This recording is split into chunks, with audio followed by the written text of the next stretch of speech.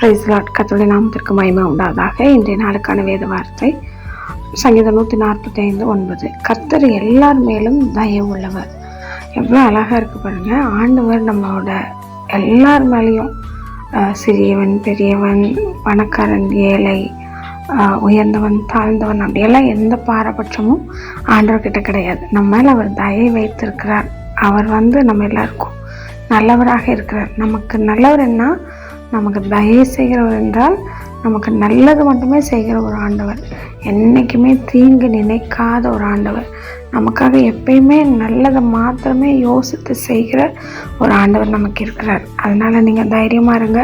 கர்த்தர் உங்களுக்கு நல்லதவே செய்வார். உங்கள் மேலே இறக்க வைத்து அன்பு வைத்து தயை வைத்து உங்களுடைய தேவைகள் எல்லாம் சந்திப்பார். உங்களுக்காக அவர் யாவையும் செய்து முடிப்பார். ஆகவே நீங்கள் ஆண்டவருக்கு எப்பொழுதும் நன்றியுள்ள இதயத்தோடு அவரை ஸ்தோத்திரம் செய்து அவரை ஆராதித்து கொண்டே இருங்க. அவருக்கு நன்றி செலுத்தி கொண்டே இருங்க. அதை ஆண்டவர் விரும்புகிறார். ஹல்லேலூயா. ஆகவே பிரியமானவர்களே, கர்த்தருடைய தயை உங்கள் மேல் உங்கள் குடும்பத்தின் மேல் எப்பொழுதும் என்றென்றைக்கும் இருப்பதாக. ஆமென். God bless you.